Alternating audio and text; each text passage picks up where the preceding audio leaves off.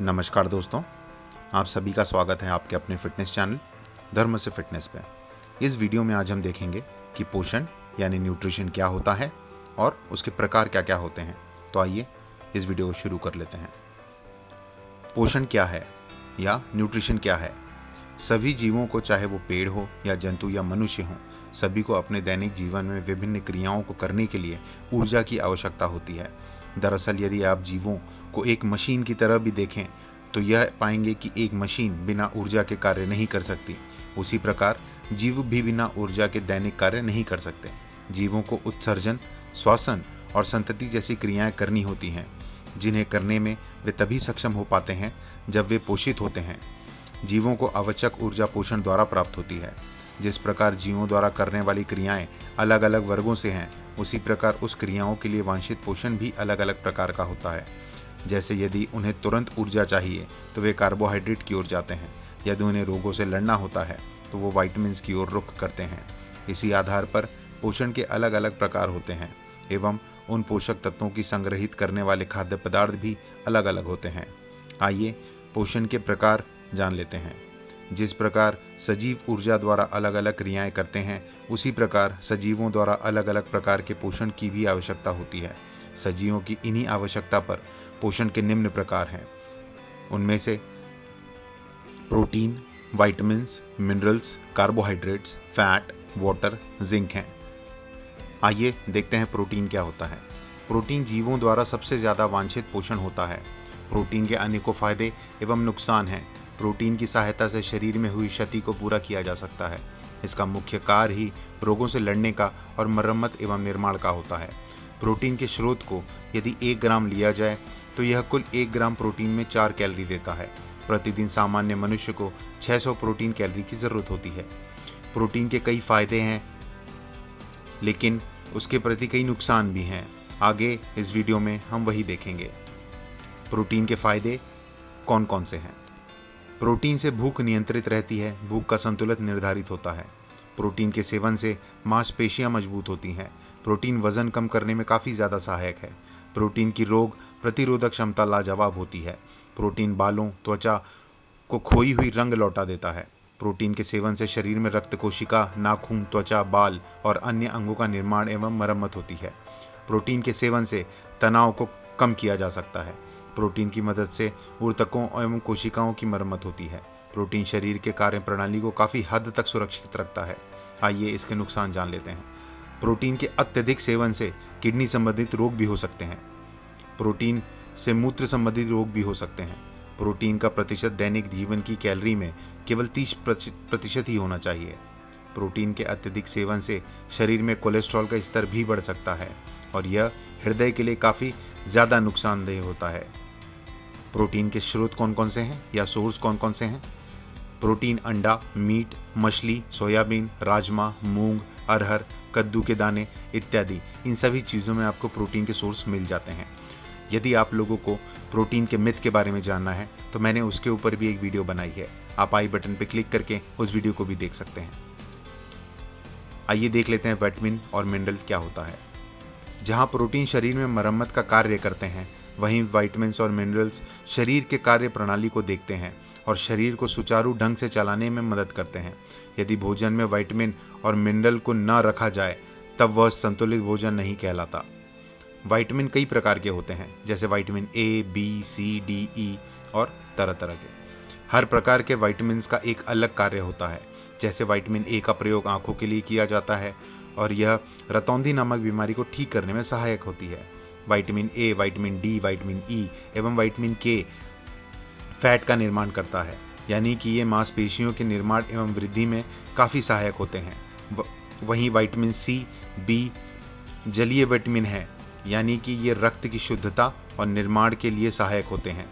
ये जलीय होते हैं, यह इस कारण से ज़्यादा देर तक शरीर में नहीं रहते और इन्हें समय समय पर लेते रहना काफ़ी ज़्यादा ज़रूरी होता है।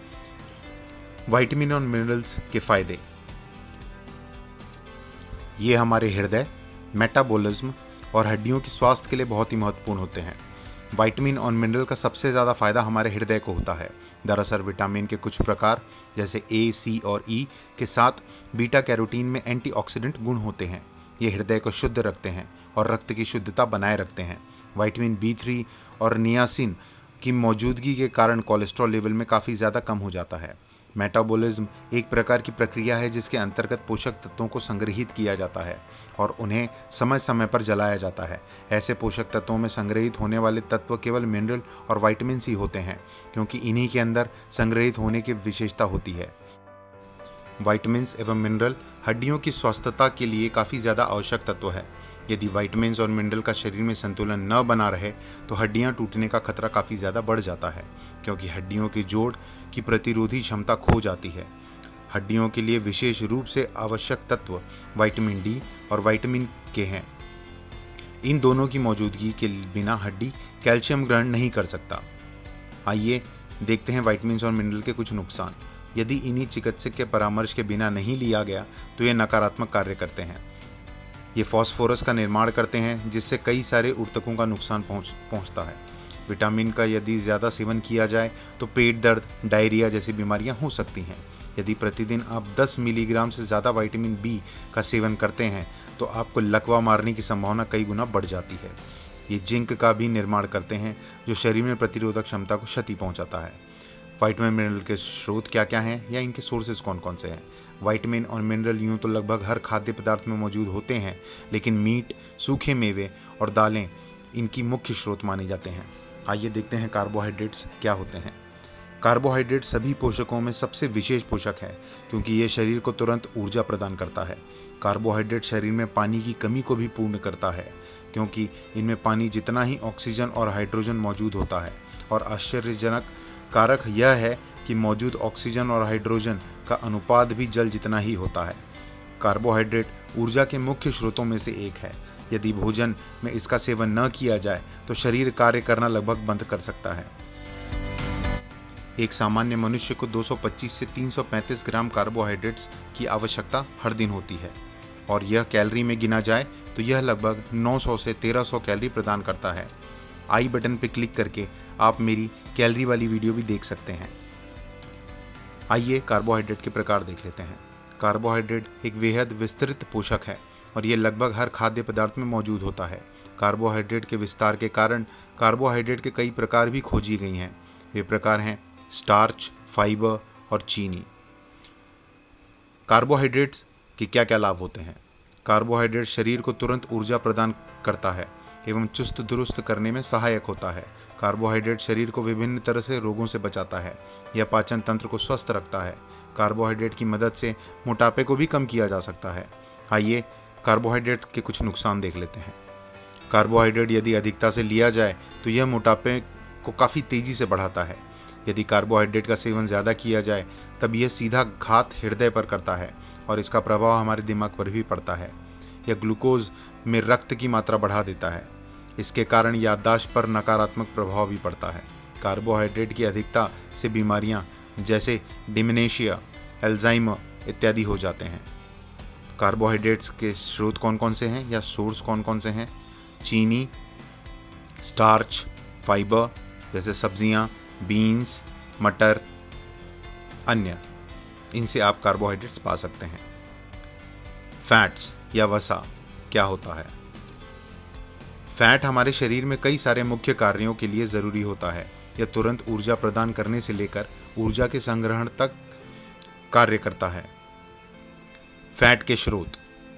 फैट लगभग उन सभी खाद्य पदार्थों में मौजूद होता है जिनमें कार्बोहाइड्रेट्स होते हैं, और इसके कार्य भी अलग कार्बोहाइड्रेट जैसे ही होते हैं।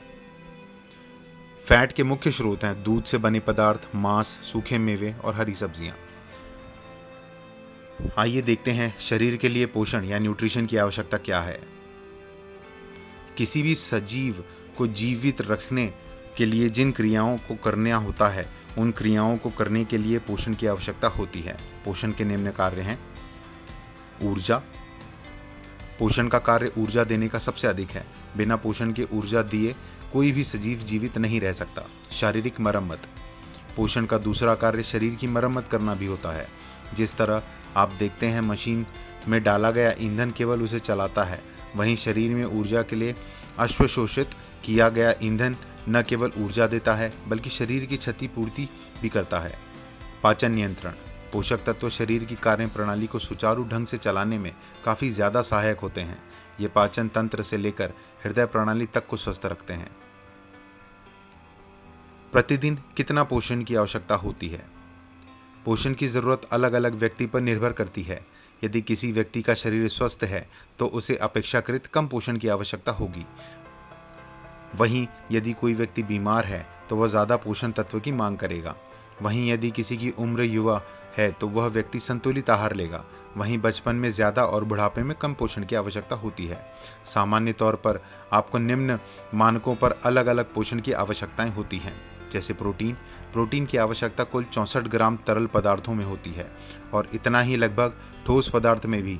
गौरतलब है कि इतने प्रोटीन से आप कुल 256 कैलोरी प्राप्त करते हैं और दिन भर में कुल 600 कैलोरी प्रोटीन आवश्यक होता है। कार्बोहाइड्रेट की आवश्यकता लगभग 900 से लेकर 1300 कैलोरी होती है।